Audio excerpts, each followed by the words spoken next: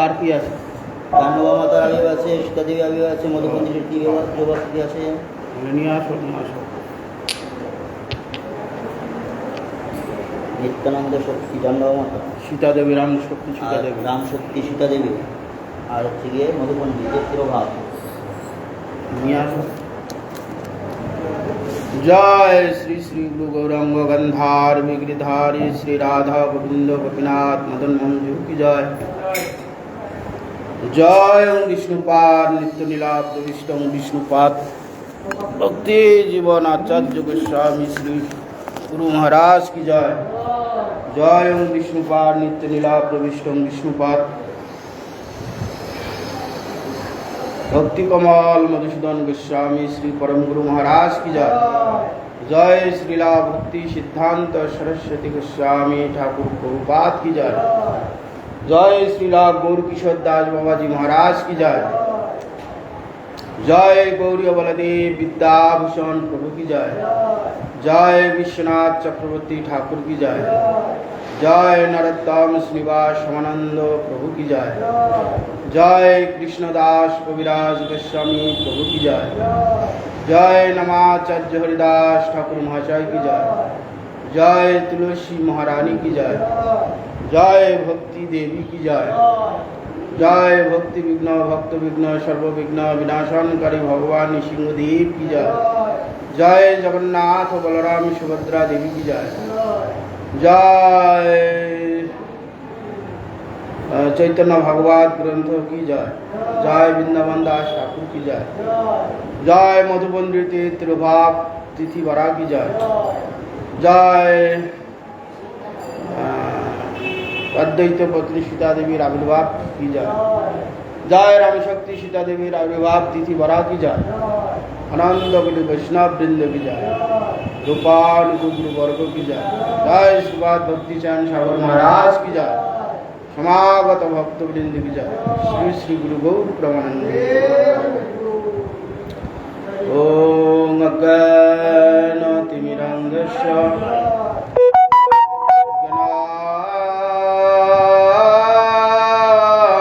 ज्ञानाञ्जनशलाकया चक्षुरुन्मीलितं येन तस्मै श्री गुरुवे नमः। श्री ब्रह्ममार्द गौरिया सरस्वती नमस्तुते।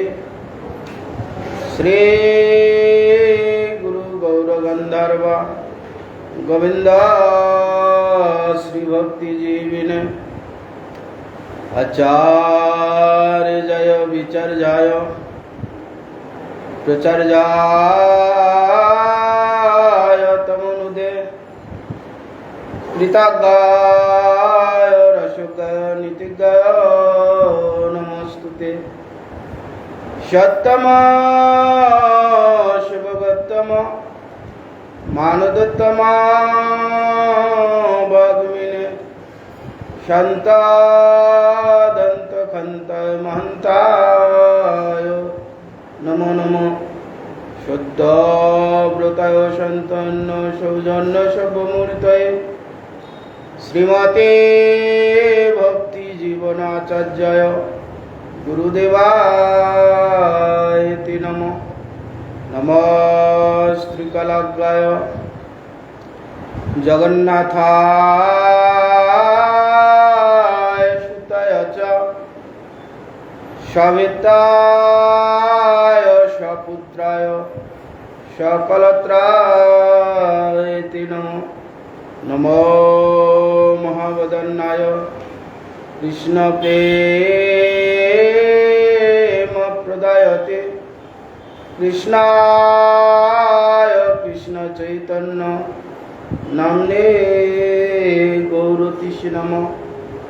वंचाकल्पतरुभ्यश्च कृपासिन्धुभ्यैव च पतितानां पावनेभ्यो वैष्णवेभ्यो नमो नमः।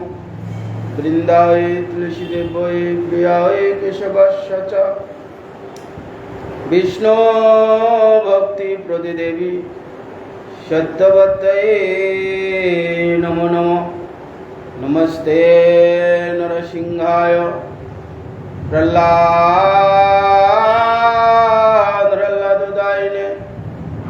हिरण्याकशिपुर्वक्षशिला टङ्कनखालय शुक्लाम्बरं धरं शशिवर्णं चतुर्भुजं प्रसन्नवदनं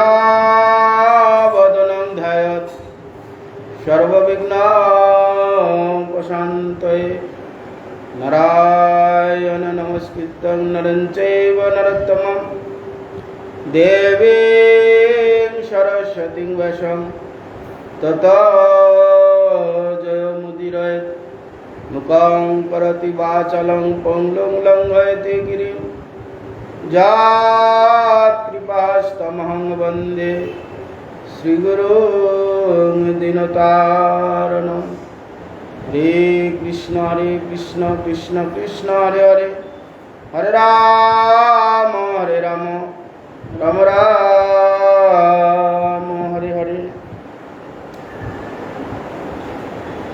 विष्णु कोथा पाठ আছে নাকি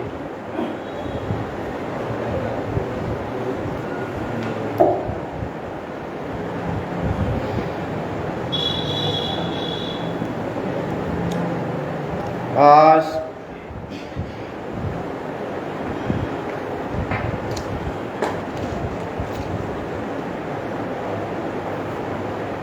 অদ্বৈত পত্নী সীতা দেবীর আবির্ভাব এবং রামশক্তি সীতা রামশক্তি সীতা দেবীর আবির্ভাব তিথি তাই তো বলছি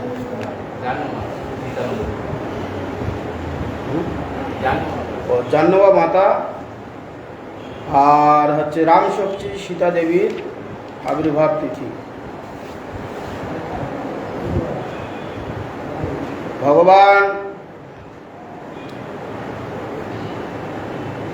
যখন রামচন্দ্র অবতীর্ণ হয়েছিলেন মধুপণ্ডিত, ভগবান রামচন্দ্র যখন অবতীর্ণ হয়েছিলেন মর্যাদা সত্তম পুরুষ,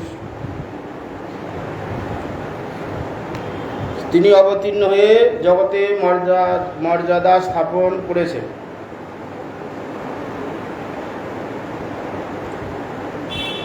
এবং ভগবান রামচন্দ্র অবতীর্ণ হওয়ার পূর্বেই তিনি বাল্মীকি মুনির দ্বারা রামায়ণ রচনা হয়েছিল। ভগবান রামচন্দ্র অবতীর্ণ হবেন,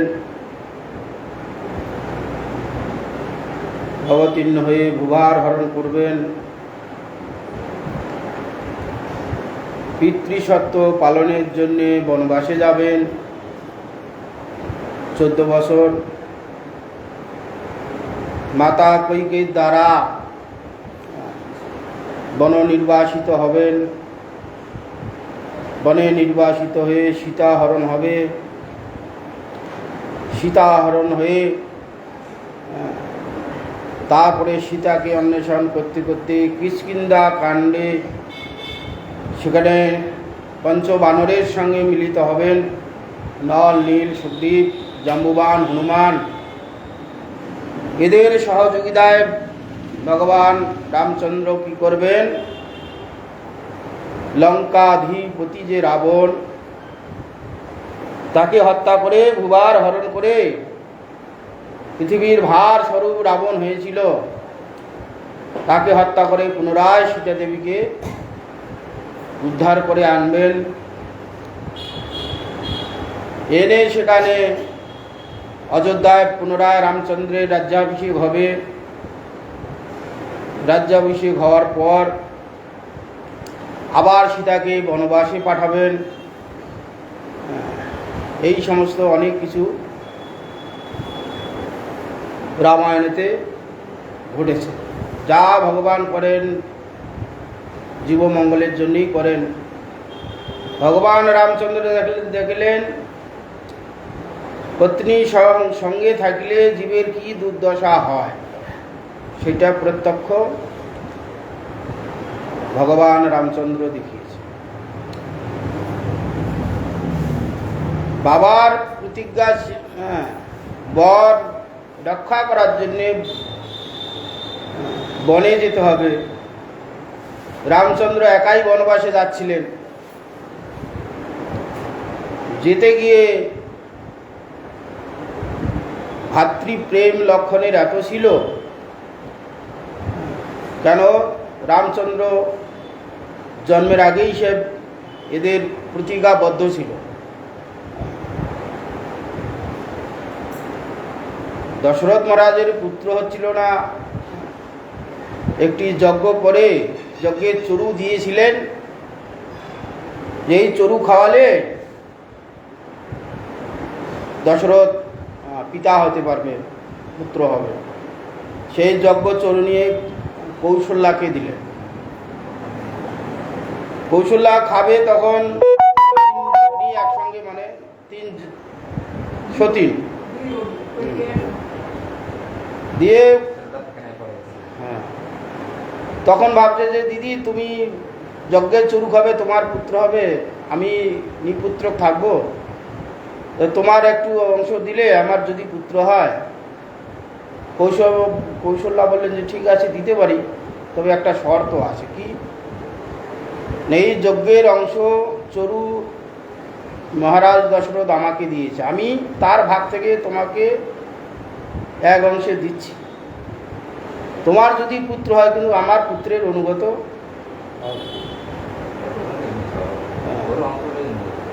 সেটা তো হয়েছে, কিন্তু চেয়েছে দিলেন। তারপরে কইকেয়ী এলেন।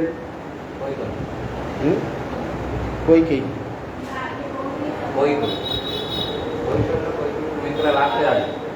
সুমিত্রা।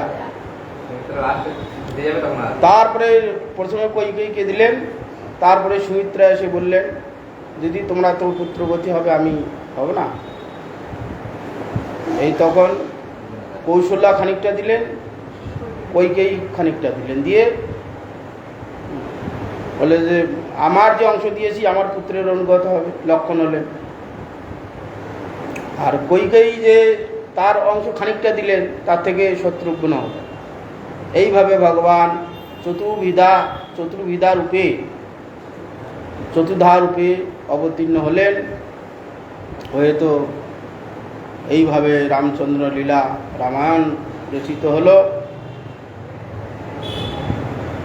তো ভগবান যখন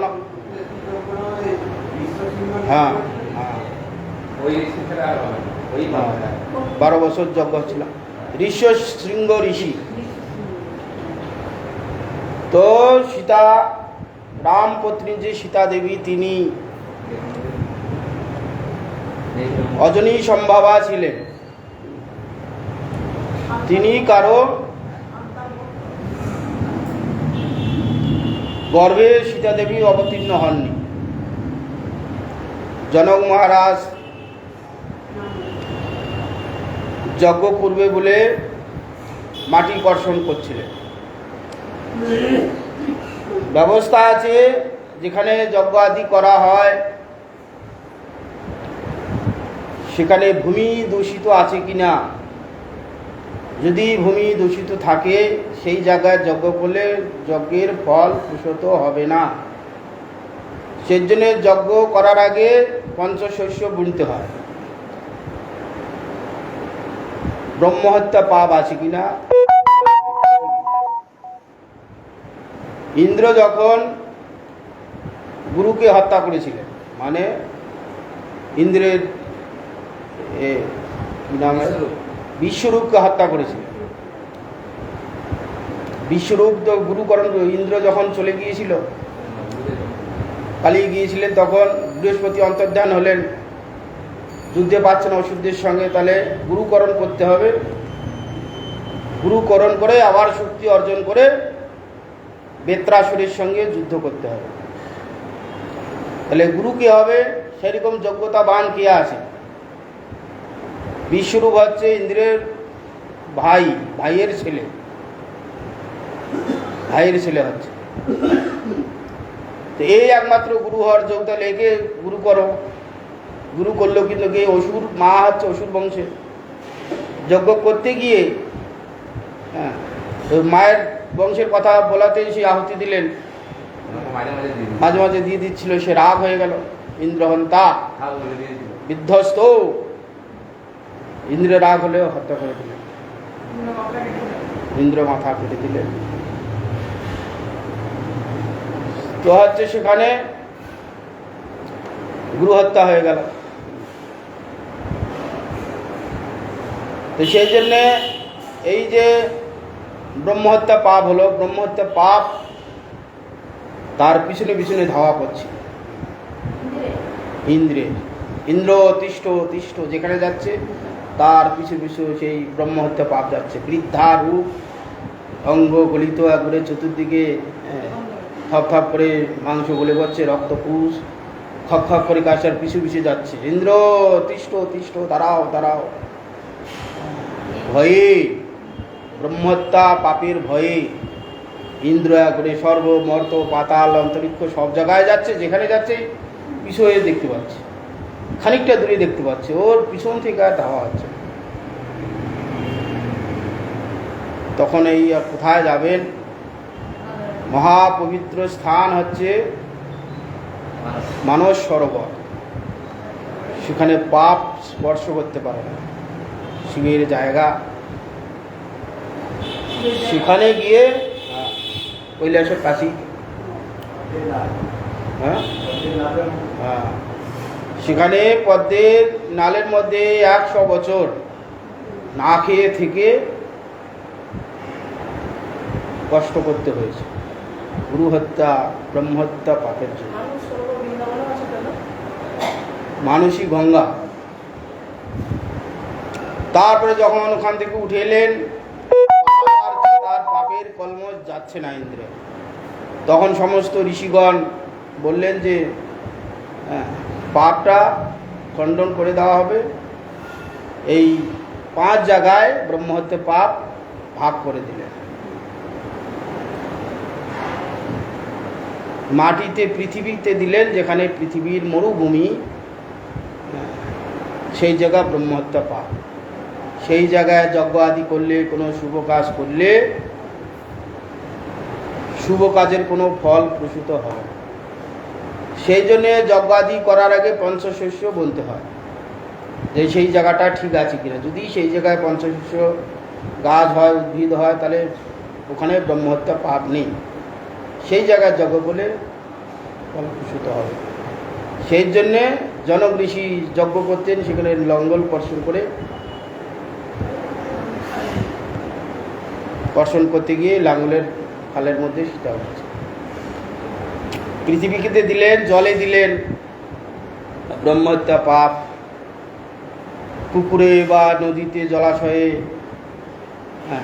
জল যখন বুদবুদ হয়, সেটা ব্রহ্মহত্যা পাপ, সেই জল দূষিত জল।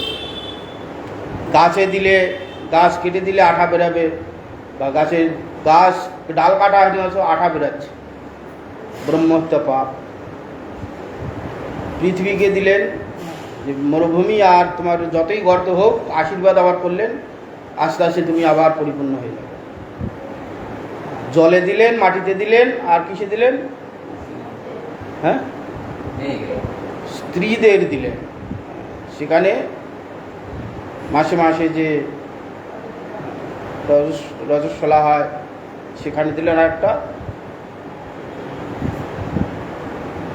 মাটিতে, জলে, গাছে, স্ত্রীতে, এই 4 জায়গায় দিয়েছে। সেই জন্য সেখানে যজ্ঞ আদি করবেন, যজ্ঞভূমি কর্ষণ করতে গিয়ে লাঙ্গলের সুতার মধ্যে উঠেছেন, ফালের মধ্যে। সেখান থেকে তুলে নিলেন যে কে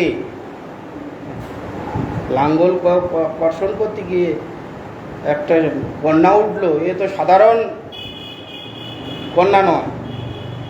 এই কোলে তুলে নিয়ে জনক মহারাজ গেলেন, সেই জায়গাটা হচ্ছে বর্তমান বিহার নেপালের বর্ডারে সীতামারি বলে জায়গা একটি আছে, সেখানে মন্দির আছে, গিয়েছিলাম আমি। সীতামারি। নেপাল আর ভারতের বর্ডারে একবারে, বেশি দূর নয়, বোধহয় 3-4 কিলোমিটার, 2 কিলোমিটার বোধহয় কাছেই একবারে সীতামারি, সেখানে উঠেছে। জনক মহারাজের বাড়ি ওখান থেকে অনেকটা দূর আছে, বোধহয় 200 কিলোমিটার দূর হবে, তারও বেশি। জনকপুর, মিথিলা বা জনকপুর, ওখানে রাজধানী জনক মহারাজের বাড়ি। আর সব বিভিন্ন জায়গায় কর্ষণ করতে করতে, চাষ করতে, মানে যজ্ঞ করতে করতে এত দূর পর্যন্ত এগিয়ে এসেছিলেন। এই জায়গার যজ্ঞগুলো পরের বছর আর ওখানে হবে না, তার পরের জায়গায় করবেন, এইভাবে যজ্ঞটা হচ্ছে। তো সেখান থেকে নিয়ে জনকপুরে নিয়ে গেলেন, সেখানে পালিত হচ্ছে। এবার সীতা সাক্ষাৎ লক্ষ্মী, কারোর সঙ্গে তো বিবাহ দিতে পারবেন না, অজনী সম্ভবা। ভগবান অজনী সম্ভবা, তার জন্ম নেই, মৃত্যু নেই, তার যে শক্তি, তিনি অজনী সম্ভবা। যদ্যপিও ভগবান পিতামাতাকে আশ্রয় করে অবতীর্ণ হয়েছিলেন, ভক্তকে আশ্রয় করে ভগবান অবতীর্ণ হয়েছিলেন, কিন্তু শক্তি অবতীর্ণ হননি। সীতা সাক্ষাৎ পৃথিবীতে গিয়ে প্রকাশিত হয়েছে। তো এইভাবে সীতার বিবাহ কি করে হবে, সেরকম উত্তম পাত্র কোথায় পাবেন, খুব চিন্তিত। এইদিকে বিশ্বামিত্র, আরও হচ্ছে দুর্বাসা ঋষি, আরও বড় বড় যারা ঋষিবর্গগণ, আমার উপযুক্ত কন্যার পাত্র কীভাবে পাওয়া যাবে, ব্যবস্থা করুন। তখন এই জনক মহারাজকে এক সময় পরশুরাম এসেছিলেন। জনক মহারাজের প্রতি প্রসন্ন হয়ে পরশুরাম একটা ধনুক দিয়েছিলেন, শিবের ধনুক দিয়েছিলেন। শিব দিয়েছিলেন পরশুরামকে। পরশুরাম তো শিবেরই অংশ। কোথায় পাঠ আছে? ভোলা। তো সেই জনক মহারাজের প্রতি প্রসন্ন হয়ে পরশুরাম সেই হরধনুক দেন। তো একটার উপায় খুঁজে পেলেন যে এ তো সাক্ষাৎ শিবের ধনুক, এ মহাশক্তিধর, সাধারণ কোনো ব্যক্তি এই ধনুকটাকে তুলতে পারবে না। শিবের ব্যক্তি, শিবের মতন ব্যক্তি, তার সেরকম শক্তি, সেই ধনুকের মধ্যে শিবের তেজ আছে। এ যেমন লক্ষ্মী, সীতাদেবী সাক্ষাৎ লক্ষ্মী, এই হরধনুক একমাত্র ভঙ্গ করতে পারবে, একমাত্র যে বিষ্ণুর অংশ সেই একমাত্র ভঙ্গ করতে পারবে। এছাড়া ব্রহ্মা, ইন্দ্র, চন্দ্র কারও ক্ষমতা নেই। সেই জন্য একটা উপায় বার করলেন যে হরধনুক পণ রাখা হোক, স্বয়ম্বর সভা করে যে এই হরধনুক যে তুলে জিয়া রোপণ করতে হবে। এই যে টানটা দড়ি, লোহার ধনুক আর কত মোটা ধনুক, সেইটাকে শক্তি কত যায়, এটাকে ধরে টেনে জিয়া এটাকে খিলকে লাগাইতে হবে। ধনুকটা তো সোজা আছে, দড়িটা এতটা কম আছে, সেইটাকে ধনুকটাকে বাঁকিয়ে হুক আছে, হুকের মধ্যে সেই দড়িটা লাগাইতে হবে, তবে ধনুকটা ভাঁজ হবে আর টান মারলে শক্তি হবে, স্পিডে যাবে। তো স্বয়ম্বর সভা ডাকলেন, সমস্ত রথী মহারথী সব বড় বড় সব রাজন্য বর্গগণ এলেন, কোনো কোনো দেবতাগণও এসেছে। কেউ কেউ সেটাকে নড়াইতেই পারছে না, কেউ কোনো রকম একটু নড়াচ্ছে, কেউ তুলছে, তোলা পর্যন্ত হয়েছে, কেউ যে এটাকে ধরে জিয়াটাকে টেনে যে লাগাবে তার ক্ষমতা নেই। এইরকম হরধনু। তো এক সময় ভগবান রামচন্দ্র তারকা রাক্ষসীকে বধ করতে যাবেন। সেখানে তারকা রাক্ষসী সমস্ত ঋষিগণকে নানা রকম উৎপাদ আদি করছে, যজ্ঞ ভঙ্গ করে দিচ্ছে, ঋষিগণকে ধরে ধরে খাচ্ছে, হ্যাঁ, নানা রকম অত্যাচার আদি করছে। সমস্ত ঋষিগণ তাদের যোগ্যতা ছিল অসুরগণকে ধ্বংস করার, কিন্তু ঋষিগণ করছেন না কেন? বিশ্বামিত্র, বশিষ্ঠ এদের অনেক যোগ্যতা আছে, হ্যাঁ, দ্বিতীয় স্বর্গ করে দিতে পারে, এইরকম তাদের ক্ষমতা। অসুরগণকে বধ করতে পারেন না? পারেন, কিন্তু করছেন না কেন? না, এই যে এরা এত কষ্ট করে তপস্যা শক্তি অর্জন করছে, এই কাজের জন্য নয়, তার জন্য তপস্যা শক্তি অর্জন করে তারা অনেক কিছু শক্তি অর্জন করে অনেক কিছু তারা লাভ করবে। অসুর কার্য, অসুর সংহার করা ঋষিগণের কাজ না, তারা তপস্যা করা কাজ, ভগবানের আরাধনার করার কাজ, দেশ রক্ষা করবে, দুষ্টকে দমন করবে, শিষ্টকে পালন করবে, এগুলো রাজার কাজ, রাজকর্মীদের কাজ, ঋষিগণের কাজ নয়। তার তপস্যা করবে, তপশক্তির দ্বারা সূক্ষ্মাতি সূক্ষ্ম তত্ত্ব, ভগবানের তত্ত্বকথা আবিষ্কার করবে, এই জন্য তারা করেনি। বিশ্বামিত্র আদি বললেন অনেক উৎপাত করছে, চলো দশরথ মহারাজের কাছে গেলেন যে তোমার পুত্রকে দিতে হবে। রামচন্দ্রের এত আসক্তি ছিল রামচন্দ্রের প্রতি দশরথের, হ্যাঁ, দিতে চাইলেন না। প্রথমে ভরত আর শত্রুঘ্নকে দিলেন, দিয়ে বিশ্বামিত্র গিয়ে বলছে যে দেখো এখানে ও দূরেই সামনেই এক বিশাল বড় তারকা রাক্ষসী আছে, সোজায় গেলে অল্প সময়, কিন্তু রাক্ষসী উৎপাত করবে। আর যদি আমরা ঘুরে যাই একটু সময় বেশি লাগবে, তাহলে আর তারকা রাক্ষসীর উৎপাত হবে না। কি করবে তোমরা? ভরত শত্রুঘ্ন করে বলছে কি দরকার বাবা অসুরের সঙ্গে ঝুট ঝামেলা করে, তার থেকে আমরা একটু ঘুরে যাব, কোনো ঝুট ঝামেলা করবো না, বলে আমরা ঘুরে যাব। বিশ্বামিত্র বলল এই রামচন্দ্রের কাজ নয়, এই রামচন্দ্র নয়, রামচন্দ্র এরকম বলবে সে হয় না। বিশ্বামিত্র রেগে মেগে দশরথকে বললেন আমাকে বঞ্চনা করা হলো, আমি অভিসম্পাদ দেবো, অযোধ্যা ধ্বংস হয়ে যাবে। বলে ঋষিবর থামুন, বলুন কি আপনি রামচন্দ্রকে দিয়েছেন? হ্যাঁ, বলছে না ঋষিবর রামচন্দ্রকে দেন, রামচন্দ্রকে আমার চাই, ভরত শত্রুঘ্নকে চাই না, একই রকম দেখতে তো, রাম আর ভরত একই রকম দেখতে প্রায়। আবার রামচন্দ্র আর লক্ষ্মণকে দিলেন, দিয়ে সেই আবার সেই রাস্তা গিয়ে সেই একই কথা বলছে দূর দিয়ে ঘুরে যাবো কেন, আমরা সোজায় যাবো, তারকা রাক্ষসী বধ করে চলে যাবো। হ্যাঁ এই রাম তারকা রাক্ষসীকে বধ করে সেখানে আবার শরীর ম্লান হয়ে যাচ্ছে। বিশ্বামিত্র আবার মন্ত্র দিলেন যে ক্ষুধা লাগবে না, তৃষ্ণা লাগবে না, নিদ্রা হবে না। রামকে দিলেন, লক্ষ্মণকে দিলেন। রামচন্দ্র ভুলে গেছে লক্ষ্মণ সেই যে মেঘনাথকে বধ করতে হবে, 14 বছর বনবাস থাকতে হবে, 14 বছর খাওয়া যাবে না, মেঘনাথের বর ছিল 14 বছর যে উপবাস থাকবে, 14 বছর যে নিদ্রা যাবে না, সেই মেঘনাথকে বধ করতে পারবে, সেই মেঘনাথকে বধ করতে পারবে, স্ত্রীর মুখ দেখবে না। সব এগুলো লক্ষণ মনে রেখেছে, প্রত্যেকদিন মন্ত্র জপ করে করে যা হোক গেল, তারকা রাক্ষসীকে বধ হয়ে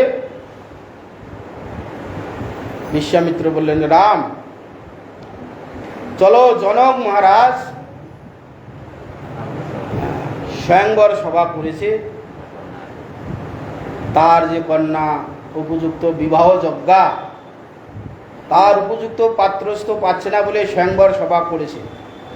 হরধনুক রাখা আছে, সেই হরধনুক যে ভাঙতে পারবে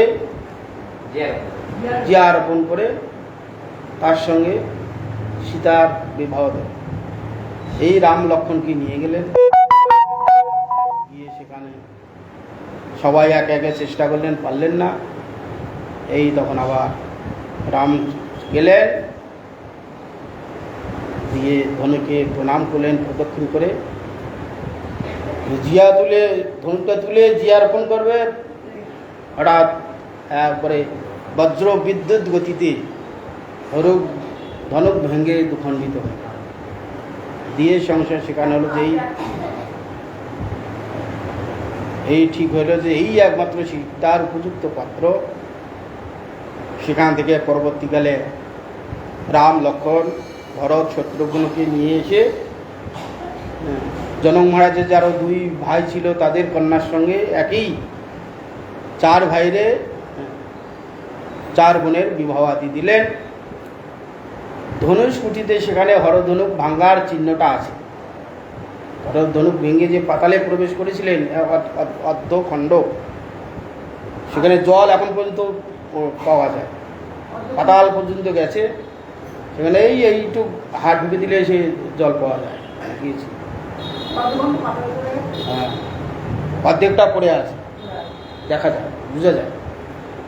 যারা গেছেন তারা দেখতে পাবেন। ধনুষকুটি, ধনুষা জায়গাটার নাম।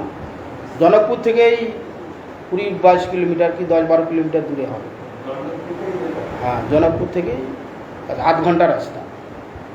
ধনুষা, একটা ধনুষা আছে এতে শ্রীলঙ্কার কাছে, আর এখানে ধনুষা কাছাকাছি। এখানে হরধনুক একটু ভেঙে আছে, অনেক বড়, মোটা, এরকম পাথর হয়ে আছে। আর এখন গর্ত, যেখানে বানটা চলে গিয়েছিল সেটা গর্ত হয়েছে, পাতাল পর্যন্ত গেছে, এরকম গর্ত আছে।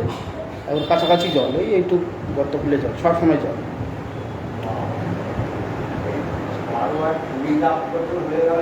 এখনো আছে, যদি কোনো দিন যান দেখতে পাবেন। ওখানে গেলে বললেই সব দেখে যাও। এইভাবে রাম, লক্ষ্মণ, ভরত, শত্রুঘ্ন বিবাহ হয়ে এলেন। এসে এইদিকে তো তারপরে কইকেয়ী দশরথের কাছে বর প্রাপ্ত ছিল। এক সময় দশরথ মহারাজ প্রসন্ন হয়ে কইকেয়ীকে বর দিয়েছিলেন 2টি। তখন কইকেয়ী বলছিল এখন প্রয়োজন নেই, যখন বরের প্রয়োজন হবে তখন আমি চেয়ে নেব। অবসরে রামচন্দ্র বনবাস রাজ্যাভিষেক হবে। সেই সময় মন্থরা নামক ভগবত ইচ্ছায় এসে বলল যে দেখো, রামচন্দ্রের কালকে রাজ্যাভিষেক হবে, আর কইকেই তুমি মহানন্দে নাচছ। বলে কেন, রামচন্দ্র আমার পুত্র রাজ্যাভিষেক হবে, রাজা হবে, আমার তো আনন্দ।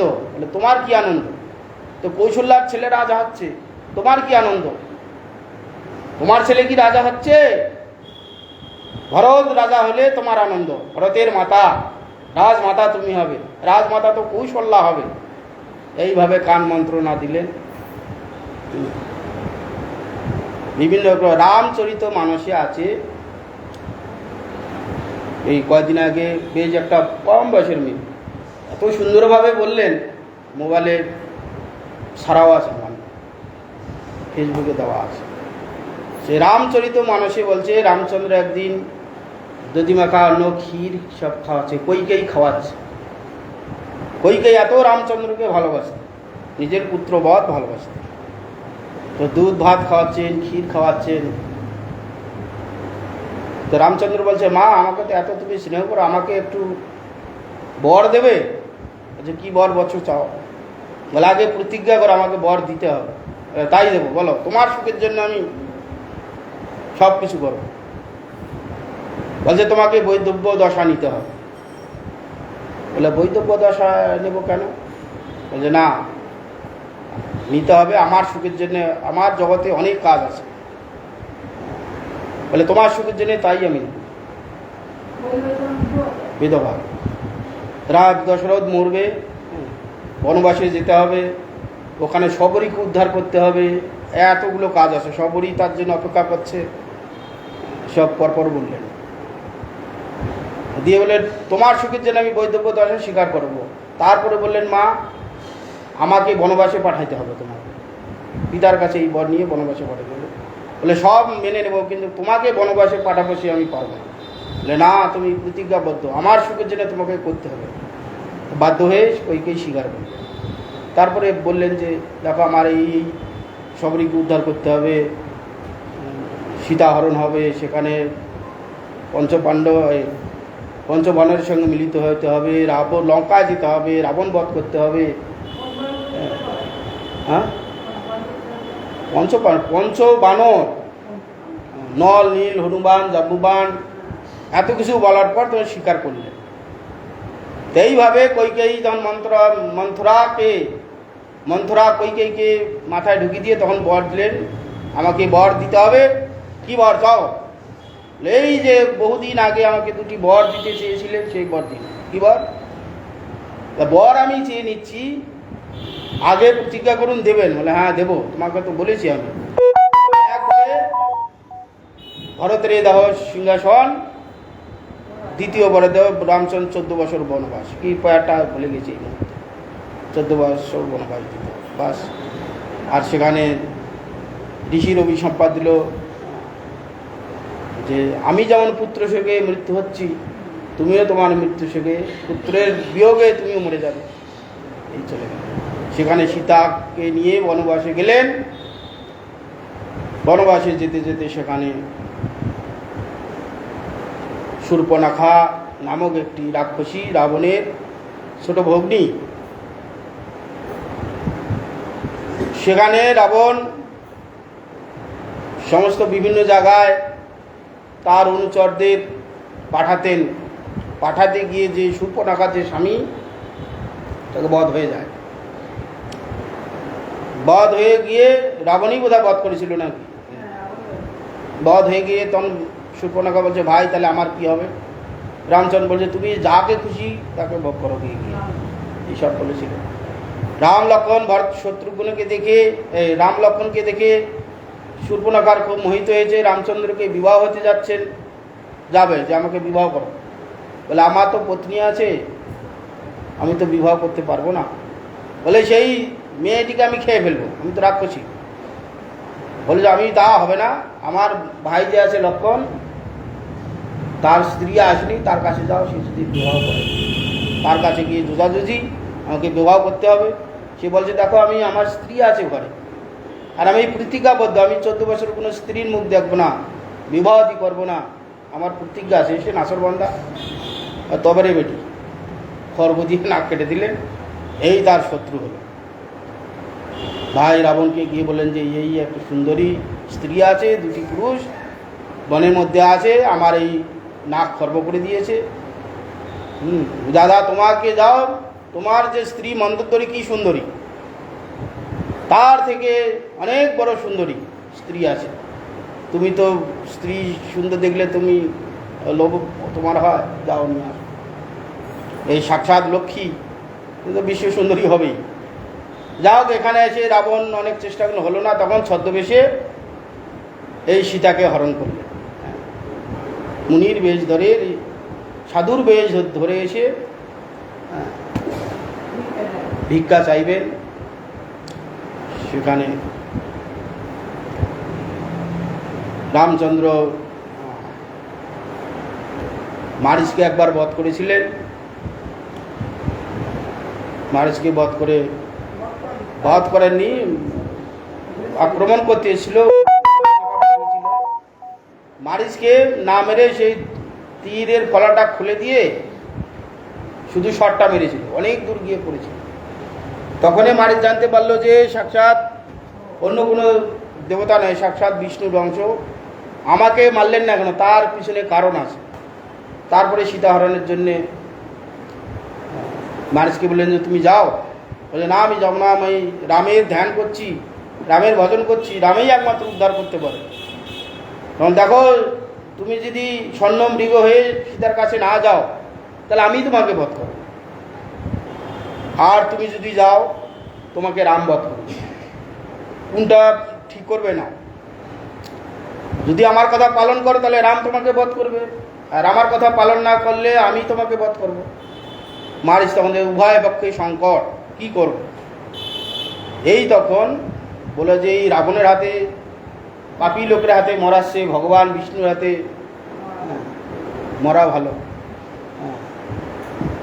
গতায় কি বলে, হতারি গতিদায়ক, বিষ্ণুর হাতে মরলে আমার পরম গতি লাভ হবে। যা আমি স্বর্ণমৃগ হয়ে ওই সীতার কাছে ঘুরছি, বনবাসে আছে। সীতা বলছে দেখো গো, অপূর্ব স্বর্ণমৃগ এরকম কোথাও দেখিনি। রামচন্দ্রকে বলছে যে ঐশী হরিণটাকে আমাকে ধরে এনে দিতে হবে। আরে রামচন্দ্র বলছে, আরে সার বনের মধ্যে এরকম কত পশু আছে, হরিণ আছে, তুমি এই স্বর্ণ মৃগের পাল্লায় কেন পড়ছ? ও যেতে হবে, ভগবানের যেটা বিধির বিধান সেটা তো হবে। একটা সাধারণ স্ত্রীর ন্যায় বায়না দিলে না, দিতেই হবে, যা স্ত্রীর লোকের স্বভাব। জানেন তিনি এইভাবে লীলাটা রচিত হবে, সেরকম মানে না দিতেই হবে। এখন স্ত্রীর অনুরোধে রাম লক্ষ্মণকে বললেন যে লক্ষ্মণ তুমি জানুকে পাড়া দাও, রক্ষা করো, আমি শিকার করে হরিণকে ধরে এনে দিচ্ছি। চলে গেলেন। এখন মারিচ, এখন রামচন্দ্র শব্দবিধিবান যোজন করে মেরেছে, এখন মারিচের পক্ষে বিদ্ধ হয়েছে। এখন রামচন্দ্রকে ভুলাইতে হবে, লক্ষ্মণকে ভুলিয়ে দিতে হবে, তবে রাবণ সেখানে এসে বাইরে দাঁড়িয়ে আছে। এখানে মারিচকে তীর বিদ্ধ করবে, মারিচ বাঁচাও লক্ষ্মণ, বাঁচাও লক্ষ্মণ শব্দ করবে, লক্ষ্মণ ছুটে যাবে, সেই ফাঁকে সীতাকে হরণ করবে। সব রচিত হয়ে আছে, সব সিস্টেম করাই আছে, রাবণে আর মারিচে সব যুক্তি করাই আছে। তখন বলছে লক্ষ্মণ বাঁচাও, লক্ষ্মণ ভাই, লক্ষ্মণ বাঁচাও, বাঁচাও। সীতা শুনতে পাচ্ছে, লক্ষ্মণ শুনতে পাচ্ছে। সীতা বলছে ভাই লক্ষ্মণ যাও, তোমার ভ্রাতা বিপদে পড়েছে, যাও ভাইয়ের কাছে, ভাইকে রক্ষা করো। লক্ষ্মণ বললেন যে দেখো মা জানকী, প্রভুর কিছু ক্ষতি হবে না, রামচন্দ্রের এ বিশ্বে কেউ কিছু ক্ষতি করতে পারবে না, আপনি চিন্তা করবেন না। বলে না, ভাই বিপদে পড়েছে, হ্যাঁ তুমি যাচ্ছ না, তোমার পিছনে কিছু অভিসন্ধি আছে। এইভাবে নানা রকম কটূক্তি করলেন। লক্ষ্মণের খুব গায়ে লাগলো। তখন নিরুপায় হয়ে তখন বলে একটা আমি গণ্ডি দিয়ে যাচ্ছি, এই গণ্ডির বাইরে আপনি যাবেন না, আমি মন্ত্রপুত করে গণ্ডি দিয়ে যাচ্ছি, গণ্ডির বাইরে আপনি বার হবেন না। দিয়ে অগ্নি বান একটা গণ্ডি করে দিলেন চতুর্দিকের গৃহের ঘরে, ওখানে আর কেউ ঢুকতে পারবে, যত বড় শক্তিবান লোক আসুক গণ্ডির মধ্যে আর কেউ প্রবেশ করতে পারবে। সেইভাবে মন্ত্রপুত করে দিলেন। এখন রাবণ এসছে নকল সাধুর বেশ ধরে, ভণ্ড সাধুর বেশ ধরে এসছে, এই যে বলে ভিক্ষাং দেহি মা, ভিক্ষাং দেহি। এবার গৃহস্থ অতিথি এলে, সাধু এলে ভিক্ষা দেওয়ার কর্তব্য আছে, না হলে অতিথি বিমুখ হয়ে গেলে গৃহস্থের অমঙ্গল হবে, দেশের অমঙ্গল হবে, রাজ্যের অমঙ্গল হবে, সেই ভাব আছে। তখন বলছে সাধু বাবা আপনি আসুন, ভিতরে আসুন, গৃহের মধ্যে আসুন। গৃহের মধ্যে যাচ্ছে, সঙ্গে আগুন জ্বলে উঠছে। এ তো রম দেখছে, এ তো যাওয়া যাবে না। অনেকবার চেষ্টা করলেন, যতবার পা দিতে যাচ্ছেন ওই গণ্ডিকে টপকাতে যাচ্ছেন, আগুন জ্বলে উঠছে, পারছে না, পুড়ে যাচ্ছে একবার। তখন কি ব্যাপার, এত কিছু কৌশল করা আছে, যাওয়া যাবে না। তখন বললে যে না আপনি বাইরে এসে দিন ভিক্ষা। সীতাদেবী বলছে না, আমার দেওর বাইরে যেতে নিষেধ করেছে, আমি যেতে পারবো না, আমার নিষেধ আছে, গণ্ডির বাইরে যাওয়া নিষেধ আছে, আমি যেতে পারবো না। বলে যেতে হবে না, তুমি হাত বাড়িয়ে দাও। সীতাদেবী হাত বাড়িয়ে দিলে আগুন বেরোবে না, রাবণ হাত বাড়িয়ে দিলে আগুন বেরোচ্ছে। বলে না আমি বাইরে থেকে বাইরে দিতে পারবো না, বলে না দিলে আমি চলে যাচ্ছি, অতিথি বিমুখ হয়ে গেলে অমঙ্গল হবে। এই ভেবে আর মাঝখানে যে এত কাণ্ড হয়েছে সীতা দেবী জানেন না। যেই সীতা হাত বাড়িয়ে দিতে গেলে সঙ্গে সঙ্গে হাত ধরে বাস্টে এনে রথে তুলে নিয়ে যখন যাচ্ছে, যেতে অনেক সীতা ক্রন্দনাদি করছে, কে কার কথা শুনবে। তারপরে লক্ষ্মণ ছুটে ছুটে রামের কাছে গিয়ে দেখছেন রাম কিছুই হয়নি। রাম বলছে এই লক্ষ্মণ তুমি এলে কেন? বলে আপনি ভাই লক্ষ্মণ বাঁচাও বলছেন, শুনতে পাচ্ছি আমরা, আমি জানি আপনার কিছু হবে না, কিন্তু মা জানকী শুনছে না। শেষে আমাকে অনেক কটূক্তি করলেন, আমি বাধ্য হয়ে অগ্নিগণ্ডি করে এসেছি। রামচন্দ্র বলে যা যা, যেটা হবার সেটা হবে, যাও যাও, চলো, সীতার কিছু না হয়েছে, এ তো মায়া মৃগ, যে ছল করে আমাকে ভুলিয়ে এনেছে, এই তো মারিচ, যে মারিচকে বহু পূর্বে আমি মারিনি, হ্যাঁ, বান সর ফুলে ফেলে দিয়েছিলাম, দূরে সরিয়ে দিয়েছিলাম, সেই মারিচ মায়ামৃগ হয়েছে, তার মাঝে কিছু একটা ব্যাপার হয়েছে, চলো চলো এসে দেখছে সীতা হরণ হয়ে গেছে। সীতা সীতা সীতা সীতা বলে চিৎকার করছে, কোথায় সীতা বাবা? রাবণ পুষ্পরথে করে নিয়ে চলে গেছে। যেতে সীতা তো চিৎকার করছে, হে রাম হে ভাই লক্ষ্মণ বাঁচাও বাঁচাও। আকাশ উপর দিয়ে যাচ্ছে। জটায়ু বলে একজন পাখি ছিল, দশরথের বন্ধু ছিল, সেখানে শুনতে পাচ্ছে যে সীতা রাম রাম বলে চিৎকার করছে। জানি দশরথ আমার বন্ধু ছিল, তার পুত্র রাম রাজ্যাভিষেক হয়েছে, শুনেছি বনবাসে গেছে, সেই রাম কি? এসে দেখছে হ্যাঁ সেই সীতাকে হরণ করে রাবণ নিয়ে যাচ্ছে। এই তখন রাবণের সঙ্গে যুদ্ধ করলেন, মনে মনে ভাবলেন যে রসহ গিলে দেব, কিন্তু মনে মনে ভাবলেন যে রসহ গিলে দিলে সীতা পর্যন্ত গিলা হয়ে যাবে, তাহলে যাকে রক্ষা করার জন্য আমি চেষ্টা করবো সেই যদি আমার পেটে চলে যায় তাহলে রক্ষা করে লাভ কি? সে আর গিলে নিতে পারলেন না। তখন এই তার দু বাহুর দ্বারা, পাখার দ্বারা এই রাবণকে এমন ঝাপটা দিতে শুরু করলেন, রাবণ একবারে অস্থির হয়ে যাচ্ছে। এই কথা রাবণ যখন কোনো মতেই পাচ্ছে না, এই তখন রাবণের যে চন্দ্রহার খর্ব আছে, চন্দ্রহার খর্ব, সেই চন্দ্রহার খর্ব দিয়ে গরুরের পক্ষে, এই জটায়ুর পক্ষে মারতে যে একটা পক্ষ কেটে পড়ে গেল, এক পক্ষ দিয়ে এত উঠতে পারছে না, এই মাটিতে পড়ে গেল। তখন সমস্ত রাম এবং লক্ষ্মণ সীতা সীতা সীতা বলে চতুর্দিকে চিৎকার করছে। তখন জটায়ু এক জায়গায় শুয়ে আছে, এক ডানা কাটা হয়ে পড়ে আছে, বলে রাম আমি জটায়ু তোমার পিতার বন্ধু ছিলাম, দেখো মা জানকীকে রাবণ হরণ করে নিয়ে গেছে। এই প্রথম সংবাদ পেলেন। কোন দিকে গেছে? বলে এই দিকে গেছে, যাও। আবার সেই জটায়ুকে সৎ কাজ আদি করে, তার পিণ্ড আদি দিয়ে শ্রাদ্ধ করে ও যেতে যেতে সেখানে ওই পঞ্চবানরের সঙ্গে দেখা, সেখানে নল নীল জাম্বুবান হনুমান এই পঞ্চবানরের সঙ্গে দেখা হলো। সুগ্রীব, সেখানে সুগ্রীবের সঙ্গে প্রথমে বন্ধুত্ব হলো। বন্ধুত্ব হয়ে বললো যে দেখো সুগ্রীবকে তাড়িয়ে দিয়েছে বালি আর সুগ্রীব দু ভাই ছিল। সে বালি এক সময় এক অসুরকে বধ করতে গিয়ে গুহার মধ্যে ঢুকেছিল। সুগ্রীবকে বলছিল বালি যে দেখো ভাই, আমি ভিতরে যাচ্ছি, তুমি এখানে থাকবে, যতক্ষণ না আমি অসুরকে বধ করে আসি ততক্ষণ তুমি যাবে না। তো দীর্ঘদিন হয়ে যাচ্ছে, আর বেরাচ্ছে না। কিছুদিন থাকার পর দেখছি গর্ত থেকে রক্ত বেরাচ্ছে। তখন ভাবছি তা ভাইকে মেরে দিয়েছে, দাদাকে। এই তখন পাহাড়ের গুহাটাতে পাথর চাপা দিয়ে বাড়ি এসে, রাজা ছাড়া রাজ্য ভালো চলবে না, উচ্ছৃঙ্খল হবে।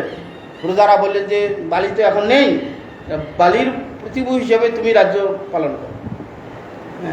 সে রাজা হয়ে বসেছিল। বালি তখন অসুরকে বধ করে এসে দেখছে গুহার মধ্যে পাথর চাপা, ভীষণ শক্তি বালি। তার সামনে যে যাবে তার অর্ধেক বল নিয়ে নেবে, ব্রহ্মার কাছে এরকম বল নিয়েছে। পাথর সরিয়ে দিয়ে এসে দেখছে যে সুগ্রীব রাজা হয়েছে, আর বেদাম মা আর তো মা বলে আমাকে ওখানে পাথরে চাপা দিয়ে, গুহার মধ্যে চাপা দিয়ে এখানে রাজা হয়েছ, মা আর তো কীরকম মার, একবার মারে ঠেলাতে ভয়ে নল নীল জাম্বুবান সব সুগ্রীবের অনুগত ছিল। ঋষ্যশৃঙ্গ পর্বতে এসে এখানে বাস করছেন। এখানে আসতে পারবে না, বালি আসতে পারবে না, বালির অভিসম্পাদ আছে। সেখানে থাকছেন, সেখানে এসে মিলিত হলো। জাম্বুবান আদি বললেন যে দেখো রথে আকাশপথে একটি স্ত্রী লোক কান্না করতে করতে কিছু অলংকার ফেলে ফেলে যাচ্ছিল, আমরা সেই সন্ধান পেয়েছি। হনুমান আদি বললেন, হনুমান জাম্বুবান সেগুলো সংগ্রহ করে আমরা রেখে দিয়েছি। তখন রাম লক্ষ্মণ বলে দেখি দেখি, গিয়ে সব জিনিস দেখলো, চন্দ্রহার, তারপরে অলঙ্কার, সীতাপাটি। রামচন্দ্র চিনতে পেরেছে, হনুমান কি বলে লক্ষ্মণও কিছু কিছু চিনতে পারলেন। হ্যাঁ, দিয়ে বলতে এই তো মা জানকীর সব অলঙ্কার। ওখান থেকে যুক্তি করে সমস্ত বালির ঘটনা শুনল। তখন সুগ্রীবকে বললো যে দেখো তুমি, সুগ্রীব বলে যে তোমার যে লঙ্কা যাওয়ার সাহায্য আমরা সব বানর মিলে করব। সাহায্য করলেন। হনুমান তো তার ভক্ত, বহুকাল থেকে সেই আরাধনা করছিল, সেই তার যে আরাধ্যদেবকে দর্শন পেয়েছেন, যত রকম চেষ্টা হবে আমি সাহায্য করব।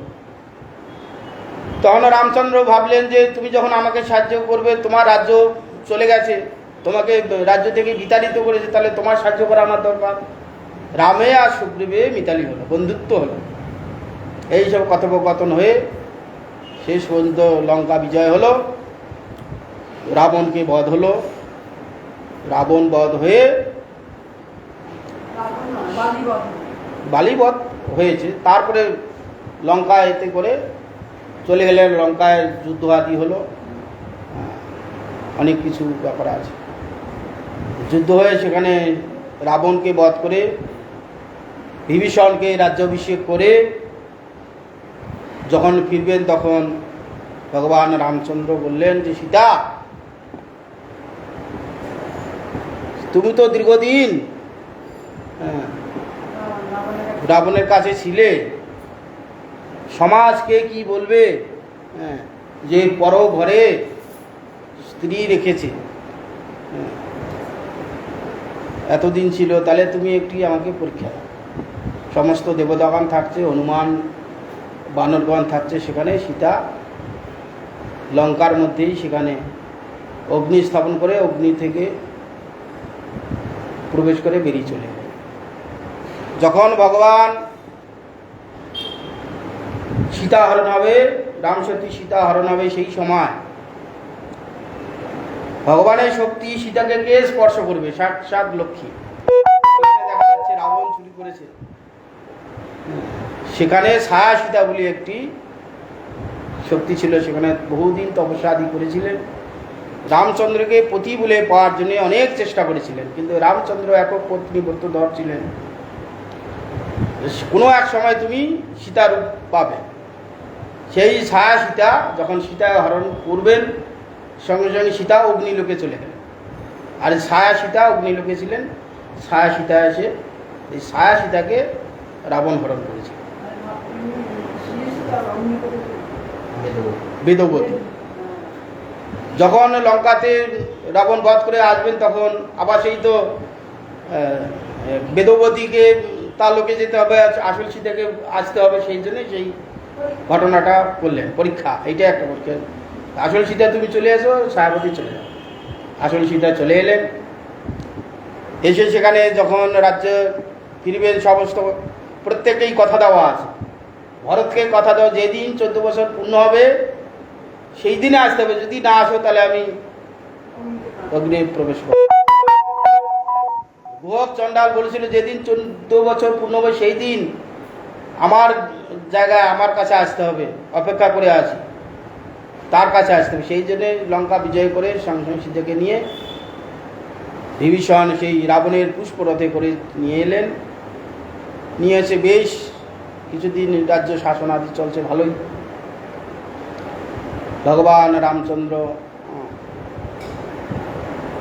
রাজ্য ঠিকঠাক চলতে চলতে দেখছেন প্রজারা কোথায় কি কষ্ট পাচ্ছে। ঘুরে আসি ছদ্মবেশে, এই সীতাকে বনবাস আবার দিতে হবে, সে ব্যবস্থা হয়েই আছে। বাল্মীকির যে কল্পনা, যে তার চিত্তে উদয় হয়েছে, সেটাই তো রামায়ণে লিখে রেখেছেন। সেই বাল্মীকির কথা অনুযায়ী রামচন্দ্রকে চলতে হবে। চলছে চলছে একদিন মনে মনে রামচন্দ্র, প্রজারা কি সুখে আছে, কে কি বলছে দেখি। রাত্রিবেলা রাজবেশ ঢাকা দিয়ে গায়ে চাদর নিয়ে পাড়ায় পাড়ায় গ্রামে গ্রামে সব দীর্ঘদিন ঘুরতে ঘুরতে একদিন এক রজকের বাড়িতে গিয়ে দেখছে স্বামী স্ত্রীতে ভীষণ লড়াই চলছে। স্ত্রীটি তার অযোগে স্ত্রীটি বাপের বাড়ি গিয়েছে। বাপের বাড়ি থেকে ফিরতে ফিরতে হঠাৎ রাস্তায় জল ঝড় প্রচুর হচ্ছে, আর আসতে পারছে না। পথের মধ্যে কারো বাড়িতে রাত্রে ছিলেন, সারা রাত ধরে বৃষ্টি হচ্ছে। তো সেই বাড়ির গৃহেই সে রামচন্দ্র সেই সময় যাচ্ছে। সে রজক বলছে যে তুই রাত্রে কোথায় ছিলি, রাত্রে তুমি কোথায় ছিলে? বলে দেখো রাস্তায় আসতে এসেছি, আস্তে আস্তে রাস্তায় জল হচ্ছে, এত মুষলধারে বৃষ্টি হচ্ছে আমি আসতে পারিনি, সারা রাত ধরে বৃষ্টি হচ্ছে, কি করে আসবো? পিছু পিছু আসা যায়?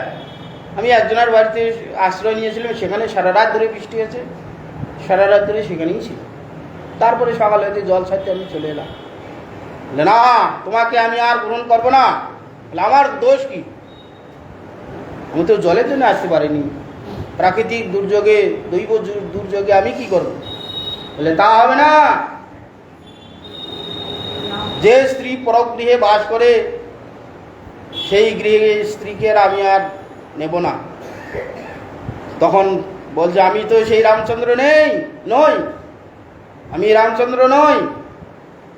রাক্ষসের ঘরে 1 বছর সীতা ছিল, স্ত্রী লোলুপ হচ্ছে রামচন্দ্র। স্ত্রীর মহতে 1 বছর রাক্ষসের ঘরে থেকে আবার সেই স্ত্রীকে নিয়ে ঘর সংসার করছে। আমি সেই রাম নই, আমি রজত। যে স্ত্রী পর গৃহে বাস করে, রাত্রি বাস করে, সেই স্ত্রীকে আমি নেব না। এই রামচন্দ্র। তখন রামচন্দ্র সীতাকে নিয়ে এসেছি, প্রজারা আমাকে ঠিক চোখে নিচ্ছে, এইটা পরবর্তীকালে ব্যভিচার হবে, তাহলে সীতাকে আবার বনে ত্যাগ করতে হবে।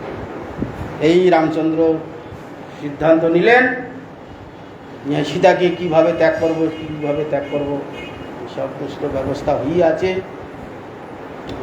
লক্ষ্মণকে বললেন, লক্ষ্মণ, দীর্ঘদিন তো সীতা রাবণের কাছে ছিল, তো তুমি সীতাকে বনে নির্বাসন করে আসো। তুমি কিভাবে বলবে যে বনে আমরা একটু ঘুরতে যাব, চলো আমার সঙ্গে, দীর্ঘদিন ঘরের মধ্যে আসে, একটি তোমাকে ঘুরিয়ে নিয়ে আসে। সেই সময় মা জানকী পুত্র সম্ভবা ছিলেন।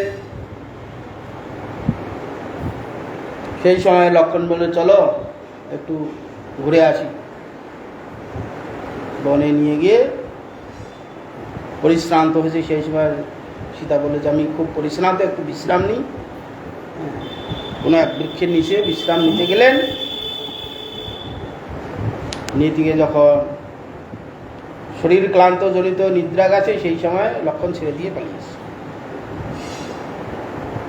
সেখানে নিদ্রা ভঙ্গ হয়ে যাচ্ছে, লক্ষ্মণ নেই, লক্ষ্মণ ভাই লক্ষ্মণ বলে চিৎকার আদি করছে। লক্ষ্মণ তো পালিয়ে চলেছে। তারপরে ওখানে দেখলেন বশিষ্ঠ, বাল্মীকি আশ্রম কাছাকাছি আছে, ওটা সব ব্যবস্থাই হয়ে আছে। এই বাল্মীকির আশ্রমে গিয়ে সেখানে বাল্মীকি খুব যত্নে রাখলেন। বাল্মীকি তো জানেন, তারই তো রচিত, যত্নে সেখানে রাখলেন। সেখানে লব কুশ জন্ম হলো, সেখানে ঋতুপালিত হচ্ছে অস্ত্র বিদ্যায়, জ্ঞানে বিদ্যায় একবারে পরিপূর্ণ হয়ে গেল। এইদিকে রামচন্দ্র প্রত্যেক বছরের রাষ্ট্রীয় যজ্ঞ, অশ্বমেধ যজ্ঞ আদি করতেন। অশ্বমেধ যজ্ঞ করতে গেলে অশ্ব একটা ছেড়ে দেওয়া হতো, মন্ত্রপুত করে পুজো করে। অশ্ব নিজে নিজে চলতে ঘুরতে আবার সেই জায়গায় আসবে, যতদিন না আসে ততদিন। আজ থেকে সেখানে গিয়ে লবকুশ তখন মোটামুটি 8-10 বছর বয়স হয়ে গেছে, সমস্ত বিদ্যায় পারঙ্গত। লবকুশ অশ্বকে ধরে এখন অশ্ব ছাড়বে না। এই করতে শেষে তর্কাতর্কি হতে যুদ্ধ শুরু হলো। প্রথমে শত্রুঘ্নকে মূর্ছা করে দিলেন, লক্ষ্মণকে করলেন, ভরতকে করলেন, শেষে রামচন্দ্র এলেন। এমন তার যুদ্ধ পরাক্রম হয়েছে রামচন্দ্র প্রায় হেরে যায় অবস্থা। তখন আবার বিশ্বমে বাল্মীকি এসে সব ব্যবস্থা করে দিলেন যে তোমারই পুত্র, রামায়ণ গান আদি সব করলেন, আকৃষ্ট হয়েছিলেন। এই পুনরায় তখন সীতা দেবীকে লবকুশকে নিয়ে এলেন।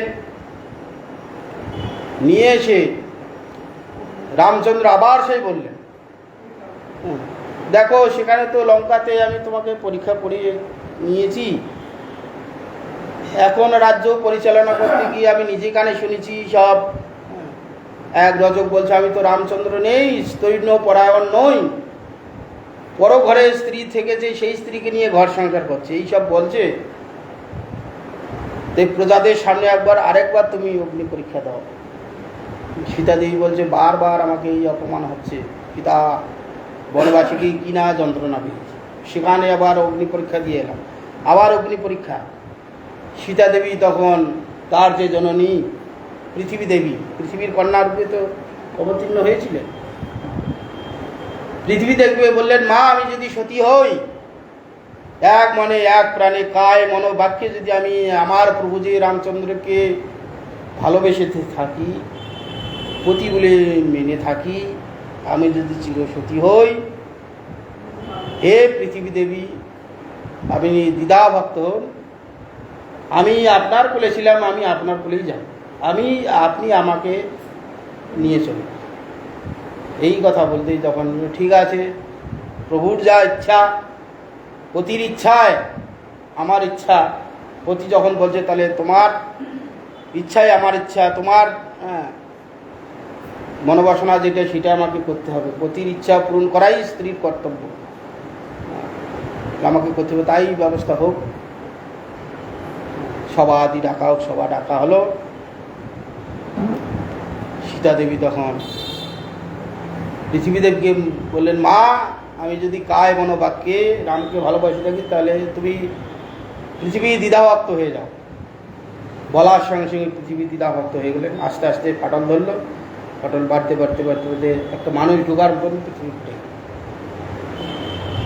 সেখান থেকে পৃথিবী দেবী তার সিংহাসন নিয়ে বাজ উঠে এলেন। সিংহাসন নিয়ে পৃথিবী দেবী সিংহাসনের উপর বসে আছে। সীতা দেবী বাস পৃথিবী দেবীর কোলে বসলেন, কন্যা বলে তাকে আদর করে বক্ষে জড়িয়ে ধরলেন, আবার পাতালে প্রবেশ করলেন, যেমন মাটি তখন। ভগবান দেখেছে যে স্ত্রীকে নিয়ে সংসারী লোকের কত যন্ত্রণা ভোগ করতে হয়। এক সীতাকে নিয়ে রামায়ণ রচনা হয়েছে, সপ্তকাণ্ড রামায়ণ হয়েছে। সীতাহরণ থেকে, রাবণ বধ থেকে একবারে কত কাণ্ড না হয়েছে। এইটা ভগবান দেখালেন। আমাদের সীতা হচ্ছে মনরূপ সীতা, নিরন্তর আমরা হরির আরাধনা করার চেষ্টা করছি। আমাদের মনকে হরণ করে নিয়েছে রাবণ, দশমুণ্ড রাবণ। কে? আমাদের এই 10 ইন্দ্রিয় হচ্ছে রাবণ। রাবণের 10টা মাথা, 10টা ইন্দ্রিয়, কর্মেন্দ্রিয়, জ্ঞানেন্দ্রিয়, 5টা কর্মেন্দ্রিয়, 5টা জ্ঞানেন্দ্রিয়। এরা হচ্ছে এক একটা অসুর। এই 10টা ইন্দ্রিয়, 10 জন রাবণের মাথা, এক একজন অসুর শুধু ভোগ করতে যায়। রাবণ যখন শুধু ভোগ করতে যায়, সীতা আমাদের হাতে ভক্তি আত্মা সীতা, সেই সীতা নিরন্তর প্রভুর সঙ্গে প্রভুর সেবা করার জন্য উদ্বেলিত হয়ে আছে, চেষ্টা করছে। কিন্তু রাবণ রূপী এই 10 ইন্দ্র আমাদের যেতে দিচ্ছে না। এই কাম, ক্রোধ, লোভ, মোহ, চক্ষু, কর্ণ, নাসিকা, জিহা এক একটা দিকে ভোগ দিকে যাচ্ছে। চোখ রূপনগরে যাচ্ছে, কর্ণ শব্দনগরে যে ভোগ করছে, জিহা রসনগরে গিয়ে আস্বাদন করছে। যত ভালো খায় তত আমাদের জিহা লালসা বাড়ে। স্পর্শ ইন্দ্রিয়তে ঘুরে বেড়াচ্ছে, পঞ্চ ইন্দ্রিয়তে সব যাচ্ছে। পঞ্চ কর্মেন্দ্রিয়, পঞ্চ জ্ঞানেন্দ্রিয়, এই 10 মাথা রাবণ প্রভুর সঙ্গে আমাদের মিলিত হচ্ছে না। এই তাই সীতা, জীব রূপ সীতা আমাদের যারা দেব ব্রজেন্দ্র নন্দন তার কাছে যেতে দিচ্ছে এই 10 মুখী রাবণ 10 ইন্দ্রিয়রূপ রাবণ বিভিন্ন দিক থেকে গ্রাস করে রেখে দিয়েছে। তারই প্রতিমূর্তি ভগবান রামচন্দ্র, তিনি আজকের দিন অবতীর্ণ হয়েছিলেন, হয়ে রামের ইচ্ছা সমস্ত পূর্ণ করেছিলেন। সীতা দেবী তিনি আমাদের প্রতি প্রসন্ন হন, প্রসন্ন হয়ে 10 মুন্ডধারী যে রাবণ তাকে হত্যা করে ভগবান রামচন্দ্র আমাদের তার পাদ পদ্মে তিনি আমাদের সেবা দান। রামচন্দ্র কাছে প্রার্থনা, মা সীতা জানকীর কাছে এই প্রার্থনায় তিনি প্রসন্ন হন, আমরা যেন সেই রামচন্দ্রের পাদপদ্ম ভগবান গোবিন্দের চরণে পাদপদ্ম সেবা লাভ করতে পারি। তিনি প্রসন্ন হয়ে আমাদের এই শুভ দৃষ্টিপাত করুন। এত সময় হয়ে গেল। আর হচ্ছে জন্মা মাতা নিত্যানন্দ শক্তি, জাহ্নবা বসুধা নিত্যানন্দের 2 শক্তি। অম্বিকা কাল্লাতে গৌরীদাস সূর্যদাস সরখেল 2 ভাই, গৌরীদাস পণ্ডিতের কন্যা জাহ্নবা এবং বসুধা নিত্যানন্দ শক্তি 2 ভগ্নীকে একসঙ্গে বিবাহ আদি করেছিলেন নিত্যানন্দ প্রভু। বসুধার কোনো কন্যাদি জন্মাদি হয়নি। জাহ্নবা মাতার 2 এক পুত্র 1 কন্যা ছিলেন। পুত্রের নাম হচ্ছে বীরভদ্র প্রভু, তিনি বিবাহ করেননি, তিনি আকুমার ব্রহ্মচারী থেকে তিনি হরিভোজন করেছেন। আর জন্মা মাতার 1 কন্যা, তার বিবাহ হয়েছিল জন্মা গঙ্গা দেবী নাম। তিনি তার যে নিত্যানন্দ বংশধর যারা বলে, এই হচ্ছে বীরভদ্র প্রভুর বংশ শিষ্য পরম্পরা। এক ধরনের নিত্যানন্দ বংশধর যারা বলেন বীরভদ্র প্রভুর শিষ্য পরম্পরা, তারা নিত্যানন্দ বংশধর বলেন। হ্যাঁ, আর এক হচ্ছে গঙ্গা মাতা নিত্যানন্দ প্রভুর কন্যা, তার বংশধর নিত্যানন্দ, এইভাবে আছে। জন্মা মাতা কৃপা করুন, তার কৃপাতে আমরা গৌর নিত্যানন্দের কৃপা প্রাপ্ত হব।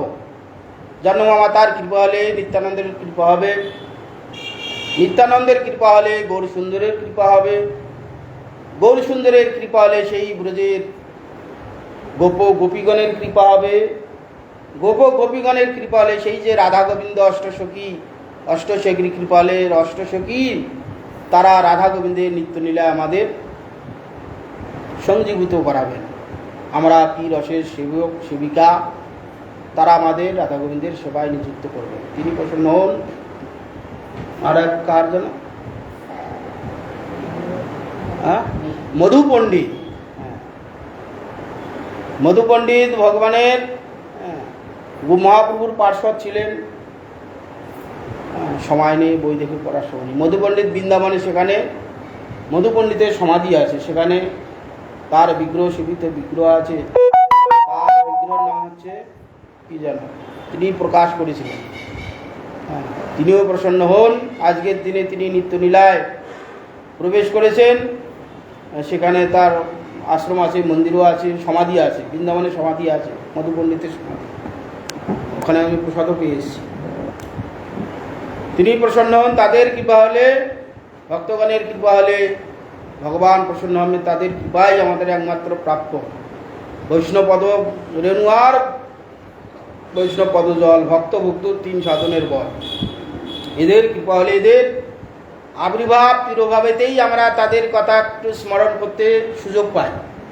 তাদের কথা স্মরণ করলেই আমাদের অবিদ্যা চলে যাবে, ভক্তি ভগবানেতে ভক্তি বৃদ্ধি পাবে। এই ভক্তির দ্বারা আমরা ভগবানকে একদিন প্রাপ্ত হব। তিনি প্রসন্ন হন। মধু পণ্ডিত জন্মা মাতা তিনি প্রসন্ন হন, এবং রাম শক্তি সীতা দেবী তিনি প্রসন্ন হন। প্রসন্ন হয়ে আমাদের প্রতি শুভ দৃষ্টিপাত করুন, আশীর্বাদ করুন। আমরা যেন তার যে আরাধ্য দেব রামচন্দ্রের পাদ পদ্মে সেবা প্রদান করুন।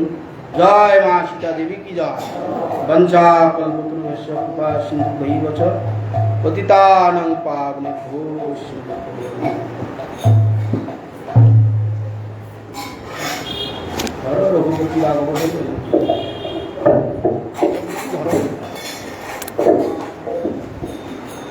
হে কৃষ্ণ হে रघुपति राघव राजा राम पतित पावन सीताराम रघुपति राघव राजा राम पतित पावन सीताराम रघुपति राघव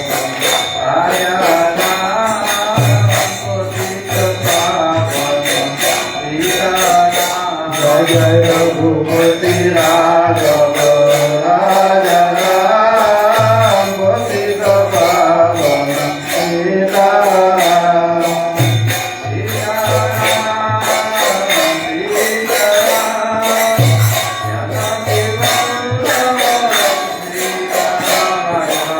सीताराम जय सीताराम जानकी वल्लभ सीताराम